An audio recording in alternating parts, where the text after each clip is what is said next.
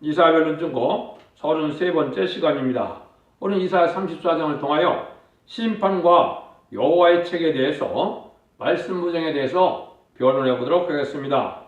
본장은 33장과 같이 하느님의 백성을 안정체에 보호하는 동시에 다음과 같이 말씀대로 진노의 심판이 온다는 것입니다. 심판을 하시는데 모든 예언의 말씀대로 성경 말씀대로 하신다 이 말이죠. 특별히 예언서 계시록을 통해서 심판을 하시는데 이사야 말씀대로 심판하신다는 말씀이 있는 것입니다. 그러면 본문을 통하여 어떻게 하시느냐 한번 알아보도록 하겠습니다. 열국이여 너희는 나와 들을지어다. 민족들이여 귀를 기울일지어다. 땅과 땅에 충만한 것 세계와 세계에서 나오는 모든 것이여 들을지어다. 이것은 심판이 국부적인 심판이 아니고 세계적인 심판임을 나타내는 거죠. 민족들이여 이렇게 들을지어다. 열국이여 들을지어다 이렇게 나오죠. 이게 세계적인 심판이라 이 말입니다. 인간 영혼의 진노 심판은 세계적인 심판이 되는데 물론 이제 심판이 차례대로 이루어지도록 되어 있습니다. 그렇지만 이제 세계적인 심판을 하느님이 말씀하시는데 이제 뭐라 그럽니까? 귀를 기울이라 이 말이죠. 민족들을 보고 세계가 알도록 이제는 각성을 주는 때가 오는데 이 변론을 하는 것이 지금 예언서 계시록을 본문 그대로 변론해서 전삼년반에 이제 예언의 말씀을 전하고 그 전할 때에 말씀의 빛을 따라 오는 자들이 이를 맡는 종들이 되고 이제 말씀을 따라 순종하는 자들이 이제는 새 시대에 이제 백성이 되는 그러한 하나님의 구원의 섭리를 이루시고 세상을 심판해버리고 만다의 말입니다. 그런데 이런 일이 있을 때 세계적인 사람을 통해서 대하여 하는 말인데 안정처가 있고 난 데는 심판이 온다는 말을 전할 때가 돼서 세계와 세계에서 나오는 모든 것이 들을지어다. 그래서 여기 이 심판은 물론 사람도 다 해당이 되고 모든 짐승과 물고기와 새와 다 심판을 받게 돼 있거든요. 지금 저주받은 이런 재앙이 내리는 이러한 세상이 이제는 완전히 다 심판을 받아서 인간에게 해를 주는 것은 다 짐승이 됐건 이제 새가 됐건 다 멸망을 당하는 거거든요. 그래서 세계적인 심판의 것을 얘기했는데요. 한번 보시죠. 2절에서 5절입니다. 대저 여호와께서 만군을 향하여 진노하시며 그들의 만군을 향하여 분내사 그들을 진멸하시되 살육게 하셨은즉 그 살육당한 자는 내어 던질 바 되며 그 사체 약체가 솟아오르고 그 피에 산들이 녹을 것이며 하늘의 만상이 달아지고 하늘들이 두루마리같이 말리되 그 만상의 서재랑같이 포도나 잎이 마른같이 뭐가 나고 입이 마른 것들이라. 여호와의 칼이 하늘에서 족하게 맞았은즉 보라 이것이 에돔에 내리며 멸망으로 정한 백성 위에 내려서 그를 심판할 것이다. 그러나 하나님께서 이제 이날까지 이제 하시는 역사는 만국을 하여 회개시키는 역사를 해서 하나님을 알지 못하는 자들에게 주님을 영접하게 해서 영원 맞는 그런 시대가 있었지만은 이제 그 마지막 때는 하나님이 이 만국을 하여 진노 심판을 내릴 때가 온다는 것입니다. 하나님이 이제 참고 참았다가 이제 원수를 갚는 이러한 진노 심판이 내린다는 거죠. 무슨 원수를 갚겠습니까? 하나님의 택한 종들, 택한 백성들을 많이 핍박하고 순교시키고 이런 것들을 나중에 심판하게 되는데요. 하나님의 섭리가 이루어지는 때가 있고 그런데 얼마나 심판이 심한지 많은 피해로 이제는 많은 살육을 당으로 피로 산을 녹인다는 말씀까지 했죠. 그래서 모든 은혜가 이제 걷어가고 진노의 심판의 역사가 남은 것이 인간 종말의 심판 때인데요. 그런 날이 아주 임박한 때가 된 겁니다. 그래서 세계의 만민을 심판할 때는 멸망으로 정한 백성은 반드시 망하게 된다. 여러분들 멸망으로 정한 백성이 누군지 아십니까? 멸망으로 정한 백성은 이 시대의 악의 세력에 의해 세워진 공산당을 뜻했거든요. 공산당 자체는 무신론이고 유물론이고 그래서 하나님이 없다는 사상이죠. 이거는 마귀의 세력인데 왜 공산당이 강한 세력으로 나타나느냐? 인간 종말의 징조이기도 하지만 그 공산당은 이 심판의 도구로 사용되는 민족들이거든요. 그것은 무슨 말이냐? 이제 북한 공산당은 한국 남한을 심판하는 도구로 사용되고, 소련과 중국 같은 것은 세계를 심판하는 도구로 사용되고, 이제는 그자들이 다 그 다음에는 이제 말세에 사용되어 멸망당하는 날이 이제는 아마겟돈인데요. 아마겟돈 때 공산당은 한 명도 살아남지 못하거든요. 그래서 다 멸망으로 정한 백성이다, 이렇게 말씀하셨습니다. 그래서 이런 일들이 있을 걸 얘기하는데, 멸망으로 정한 백성이라는 것이 이제 여러 군데 예언이 또 돼 있긴 해요. 그래서 이제 이사야 19장 19절에도 보면 뭐라 그랬냐면, 그날에 애굽 땅에 가나안 병원을 말하며 왕의 어깨로 가르쳐 맹선한 달성업이 있을 것이며 그중 하나를 장망성이라. 이건 미용불수로 좀 5대 강국을 얘기했는데, 5대 강국 중에 특별히 이 소련이 공산당으로 시작이 됐는데, 이건 멸망할 백성이다. 나홈사 3장 전체가 멸망의 도성을 얘기했는데, 이것도 결국은 세상을 심판하는 도로 사용되고 난 다음에 이 악의적인 공산당은 완전히 멸망한다, 이렇게 예언이 되어 있거든요. 그래서 이런 일들이 있을 때 하나님의 역사가 심판의 역사로 할 때 다 이제 멸망이 올 것을 얘기하는데, 환란과 아래 이제 시대가 바뀌고 은혜를 걷어가는 것을 이렇게 표현을 하셨어요.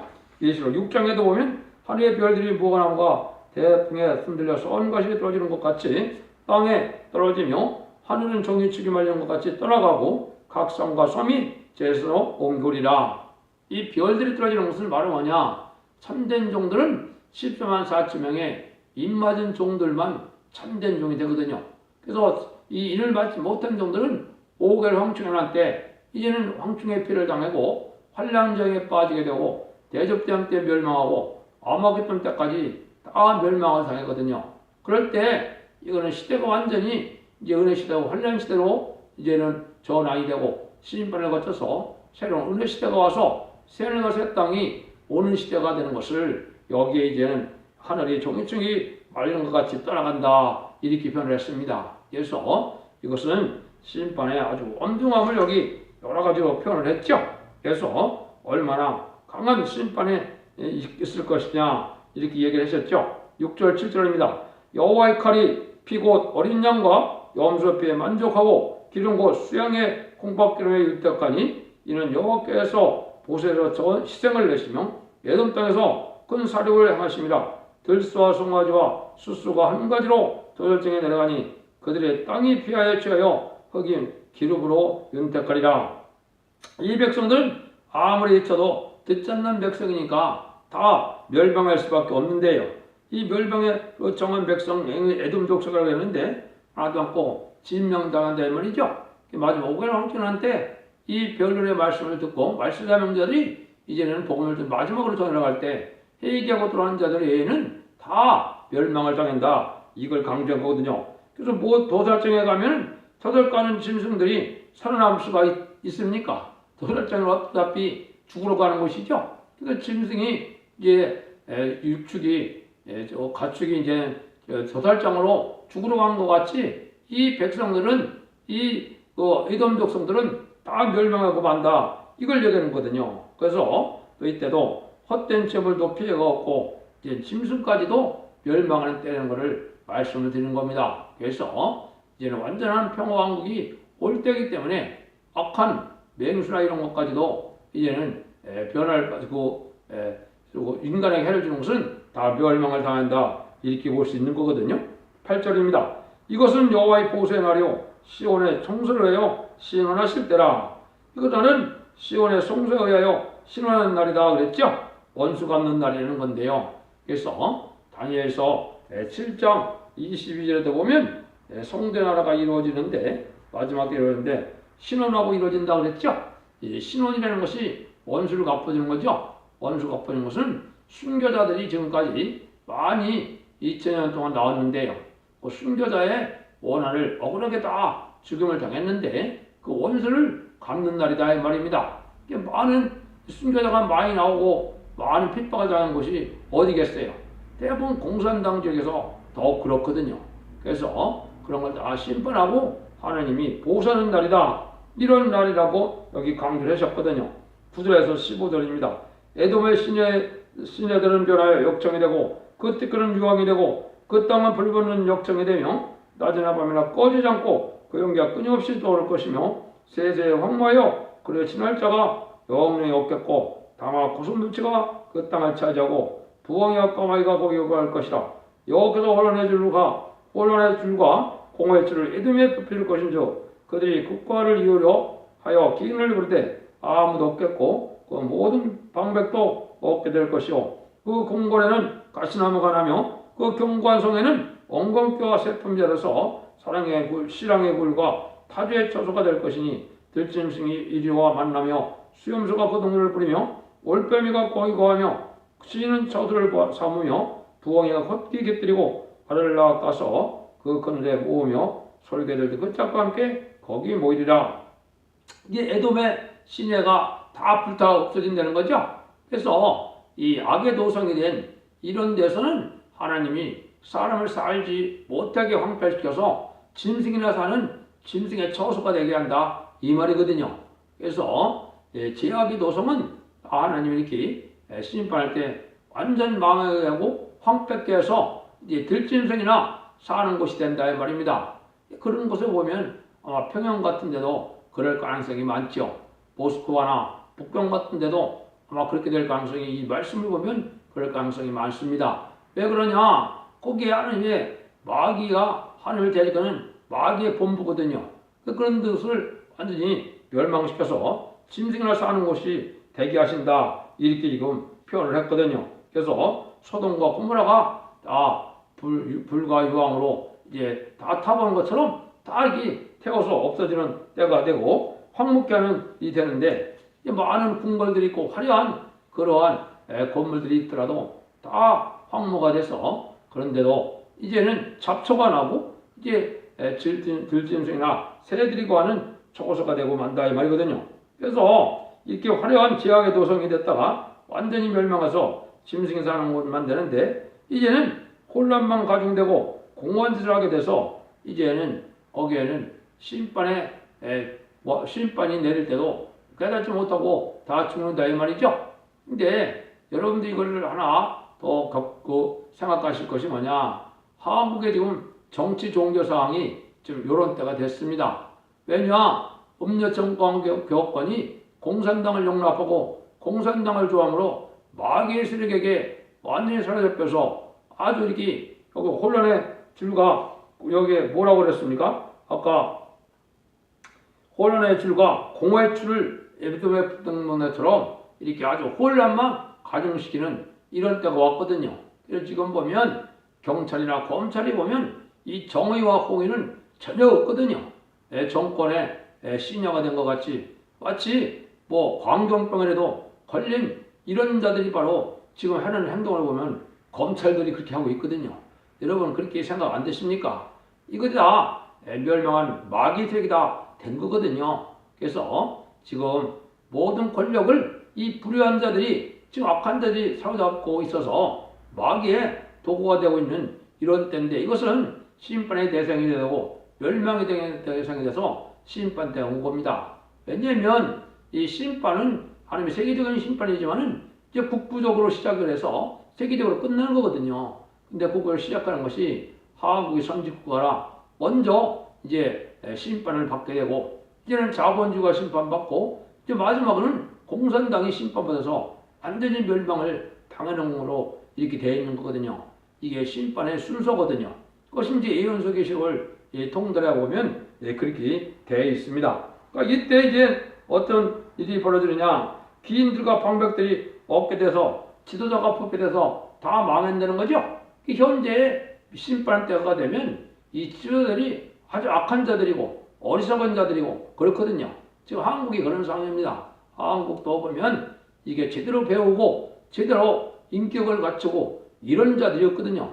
판사고 검사고 요즘에 하는 행동을 보면 다 그런 생각이 안 듭니까? 어떻게 저런 자들이 교수를 했고 어떻게 저런 자들이 판사를 하고 어떻게 저런 자들이 검찰과 경찰을 하는지 이해가 안 될 정도로 그런 자들이 많은데요.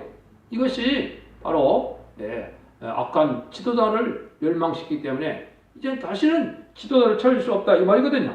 여기 개인들과 방백들이 없게 된다 그랬죠. 이게 다 이 지도자들이 부패되고 악해진 자들이 돼서 멸망을 당한다. 이것이 아주 심판의 때에 그렇게 될 것을 알려준 거죠. 16절입니다. 너희가 여호와의 책을 자세히 읽어보라. 이것들 하나도 빠진 것이 없고 하나도 끝짝이 없는 것이 없으니 이런 여호와의 비를 명하셨고 그의 신의를 보셨습니다. 여기 이제 아주 중요한 말씀이 함축되어 있는 겁니다. 세상을 심판해야 되고 새 시대를 이루는 데는 하느님이 책대로 심판하는데 이 성경 말씀이 세상에서 가장 어려운 책이라 볼 수 있죠. 예언서계시를 잘 모르죠. 왜 그러느냐? 짝을 못 찾아서 그렇거든요. 하나님은 여기 짝을 찾는다는 말은 뭐냐? 성경은 성경에 바른 짝을 찾아서 바로 깨닫게 하는 방법으로 하나님의 성경을 알도록 했거든요. 여러분들이 마치 퍼즐 게임을 할 때 처음에는 아주 어렵지만은 퍼즐을 딱 맞추고 나면 너무나 쉽죠. 너무나 또 완벽해져. 성경이 그렇게 되어 있습니다. 그래서 하나님의 이제 지혜와 총명을 받고 하나님의 은혜를 받으면 이런 모든 짝을 찾아서 성경에 확실하게 다 깨닫게 되거든요. 그래서 티미한 것이 없고 석연치 않은 부분이 없도록 다 깨닫게 하는 방법이에요. 이 말씀대로 심판을 해야 되니까 여기 보니까 자세히 읽어보라고 그랬죠. 그래서 진리에 자세히 읽어서 진리의 짝을 잘 맞추면 혼선이 없도록 되는데 왜 이렇게 합니까? 이것만이 마귀의 흑암을 물리치고 이것만이 이제 하나님의 능력을 받고 권세를 받을 조건이 되거든요. 하나님의 법을 알지 못하는 자들에게 심판의 권세를 줄 수 없거든요. 14한 4.2의 변호 정도는 바로 이렇게 하나님의 선구적인 통을 통하여 말씀 무장을 해서 모든 말씀을 해피까지 깨달음으로 이제 권세 능력을 받게 되므로 세상을 심판할 때 백마탄 군대가 돼서 아마겟돈 때 최종 승리를 함으로 세세 왕권의 축복을 받게 되는 것이거든요. 그래서 이런 혼접이 물려가는 그런 역사가 이제 어느 때가 왔는데 지금은 개인 영감이나 이 책이나 주석이나 이런 걸 갖고 해서 성경을 해석하는 것을 맞지 않습니다. 더군다나 신학이나 신학대학교 교수나 무슨 박사학이나 그런 분들이 성경을 안다고 해서 성경 하나님의 뜻을 아는 것이 아니고 그런 하나님의 성경을 오히려 혼선시키는 일을 하거든요. 지금 말씀드린 것처럼 하나님이 숨겨놓은 짝을 잘 찾아서 그 짝을 잘 깨달으면 온전한 하나님의 뜻을 알 수 있도록 그렇게 되어 있거든요. 그래서 하나님이 이제는 말씀을 통하여 하소는 뜻이 이제 그거를 다림질의 진리의 말씀인데 그 핵선을 다 맞춰야 된다 이 말인데 이것은 하나님이 이 성경을 무슨 뜻으로 썼느냐 어떻게 이 말씀을 행하시느냐 이 뜻을 깨달아야 된다 이 말입니다. 이거는 언어적으로 학문적으로 신학적으로 깨달아지는 부분이 아니거든요. 아무리 영어를 많이 알고 원어를 많이 한다해서 성경의 하나님의 뜻을 정확히 알 수는 없거든요. 그걸 갖고 하나님의 말씀을 해석한다는 것은 불가능한 일이거든요. 그래서 하나님이 무슨 뜻으로 이런 말씀하시느냐 이걸 잘 아는 그 심판에 대한 뜻을 우리가 잘 이제 무장을 해야 이제 말씀의 칼이 돼서 세상을 심판하는 그러한 일이 되는 겁니다. 여기 이제 그걸 잘해야 되는데 그렇게 하게 되면 왜 그렇게 해야 되냐? 그자들에게 이제는 사명을 맡겨서 그자들을 통하여 하나님이 이제는 세세 왕권을 축복을 주겠다는 말인데요. 그게 17절이거든요. 참 놀랍죠? 여호와께서 그것들을 시하여 제비를 뽑으시며 진수로 줄을 띄어 그 땅을 그들에게 나눠주셨으니 그것들이 영영이 차지하며 대대로 거기 거하리라. 이 말은 이제 16장 16절처럼 말씀을 짝을 잘 뜯어서 말씀을 무장하는 자들에게 이제는 아까 말씀드린 것처럼 입맞은 자들에 대해서 14한 4천명의 변호성공대가 되므로 다시간의 사명을 감당케 하심으로 그 변론대로 심판하고 변론대로 복을 받고 변론대로 이제 구원을 받는 그러고 난 다음에 이 자들에게는 여기서 뭐라 그랬습니까? 이제 땅을 제비법으로 다 나눠준다고 그랬죠? 이게 이제 세세 왕권의 축복을 받게 될 것을 얘기하는 겁니다. 그래서 이것을 예수님이 마태복음 8복을 말할 때 뭐라 그랬습니까? 마태복음 5장 5절에 보면 온유한 자는 복이 있느니 그들이 땅을 기업으로 받는다 그랬죠? 왜냐하면 이제 왕권 받는 자의 땅이 되거든요. 앞으로는 이제 왕권주의, 신정주의 이렇게 되거든요. 그래서 왕권 국가가 세워지는데 이것은 절대적인 왕권이고 이거는 천년 동안만 왕권이 되는 것이 아니고 이것이 무궁세계로 가서도 세세 왕권을 받게 되는 거거든요. 이러한 왕권을 받게 되는 그런 축복은 이 여호와의 말씀대로 이제 무장이 돼서 말씀의 도구로, 성령의 도구로, 축복의 도구로, 심판의 도구로 사용되는 이런 권세 능력 받은 자들에게 하나님이 이걸 주시겠다, 그런 말이거든요. 그러니까 참으로 이게 놀랍죠. 이 완전변의 말씀을 이제 전해야만 그 변론대로 흑암이 물러가는 것이요. 흑암이라는 것은 하나님의 섭리를 깨닫지 못하면 흑암이거든요. 성경 말씀을 잘못 깨달으면 흑암이 되는 거거든요. 그럼 이제 하나님의 말씀이라는 것이 어떻게 되어 있느냐? 하나님의 진리의 말씀을 듣고 순종하고 지키면 온유하고 겸손하고 이제는 부드러운 마음을 갖게 되고 이제 완전히 인격을 갖게 돼서 하나님의 백성이 되게 하고 또 거기에 장성한 자들은 이제 하나님의 지도자가 돼서 세세 왕국의 축복을 받게 되어 있거든요. 근데 지금 많은 기독교인들이 있고 많은 종교들이 있지만 많이 탈선되고 이게 이단화돼 갖고 어떻게 됐습니까? 성경 말씀을 온전히 지켜 순종하는 것이 아니니까 다 그 사람들의 특징은 뭡니까? 완악하고 광팍하고 원망불평이 많이 나와서 악해지는 마음을 갖고 있거든요.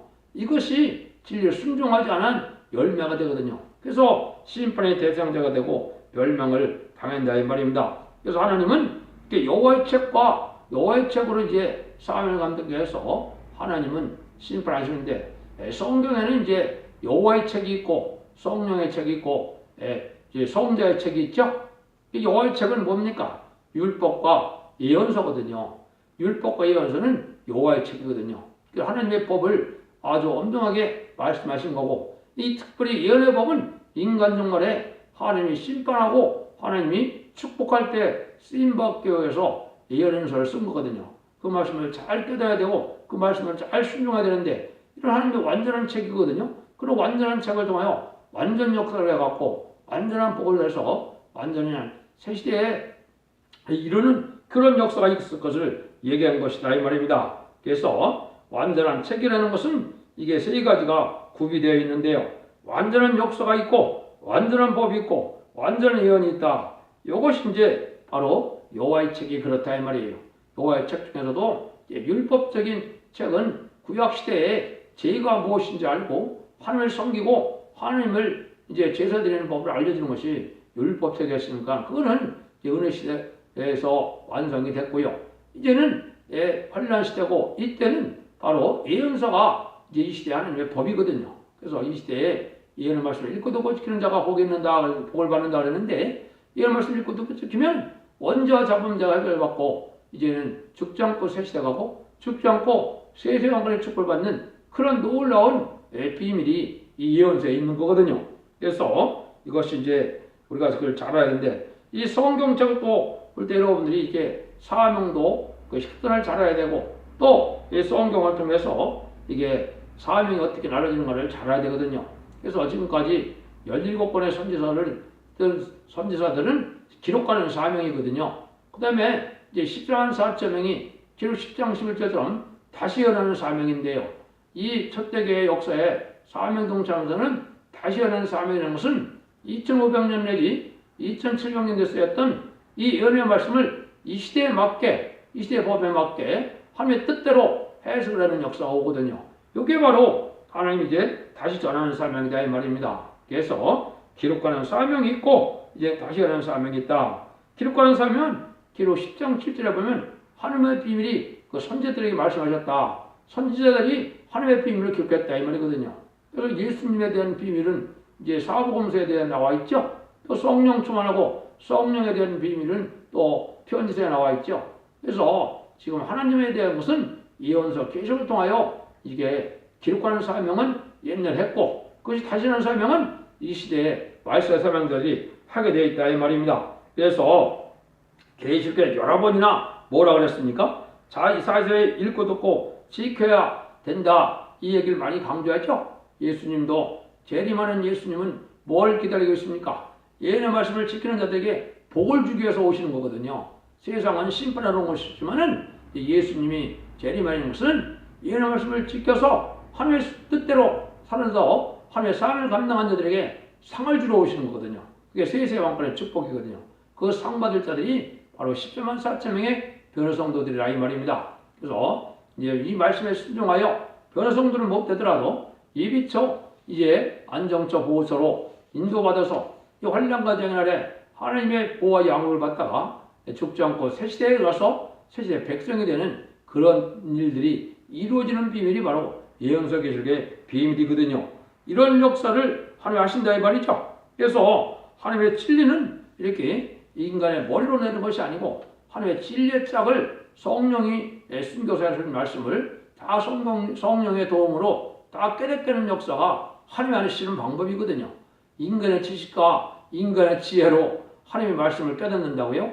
그거는 겉만 하려고 마찬가지입니다. 깊은 뜻은 잘 알지 못하는데 지금까지는 성경을 깊이 몰라도 예수님이 하나님의 아들이고 우리의 구세주고 우리의 죄를 위하여 돌아가신 화목제물이고 속건제물이었고 부활승천해서 성령을 보내시는 분을 믿으면 이제 중생을 해서 영권 받는 시대이기 때문에 성경을 자세히 알지 못해도 다 영원구원은 받았지만은 이제 영육간에 구원받는 심판 때는 그렇지 않은 겁니다. 원죄와 자범죄를 해결될 만큼 이런 말씀을 읽고 듣고 지켜서 이제 회개하는 그런 일이 있어야 구원함을 받는 거거든요. 그래서 이사야 1장 18절에 보면 너희 죄가 주음같이라도 눈같이 헤어진다 그랬죠. 이것이 원죄와 자범죄를 다 해결받는 것을 얘기를 하는 거거든요. 그래야 죽지 않고 새 시대 가고 죽지 않고 변성전과 죄인들을 영접하는 영광을 누리게 되는 거거든요. 그래서 이제는 결론만 말씀드리고 마치도록 하겠습니다. 하나님은 진리의 신인 동시에 문서를 기록하게 하는 법이 있고 그 법을 따라서 준행하시고 심판하시는 분이다. 그러므로 율법 시대에도 기록한 대로 아들에게 징벌을 내려서 아들을 믿는 자에게는 죄를 사하는 것이 하나님께서 헛되이 기록한 대로 세상에 징벌을 내리고 또 남은 자로 셋을 이룬다 이 말이거든요. 율법의 모든 기록한 죄악을 이제 인간이 해결할 수 없으니까 예수님을 통하여 율법의 제2의 공의 대가를 예수님이 그걸 치른 거죠. 십자가에 들어가심으로 그 보혈을 공로를 믿음으로 이제는 우리가 의인된 자가 돼서 하나님의 백성이 되는 것이고 이제는 인간 종말에는 이제 하나님이 된 백성들이 먼저까지 해버려서 죽지 않고 예den동을 회복시켜서 원래 창세기에서 아담과 계셨던 예den동을 회복시켜주므로 생명가를 먹게 하고 이제는 1000년 동안 눈물 고통 질병했고 부지가 없는 새 시대에서 왕권 누릴 자와 백성을 누릴 자들을 구원하는 것이 인간 동물의 참다운 구원이거든요. 그 소망 속에 지금 살아가는 것이 지금이라 이것을 분명히 깨달을 때가 됐고 이 말씀을 읽고 듣고서 지키는 자들만이 이 마지막으로 하나님이 베푸시는 구원의 복을 누리게 되는데요.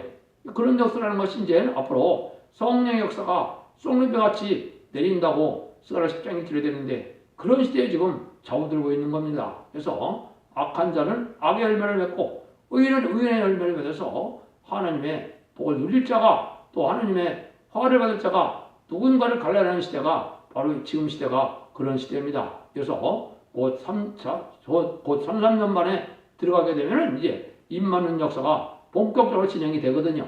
여러분들이 그런 임망간 시대에 있으니까 경계의 말씀 엄정히 깨닫고 순종하소. 5만대 축복과 세세 왕권의 축복을 누리는 복된 종들과 성도님들이 다 되기를 예수님으로 간절히 축원드립니다. 아멘.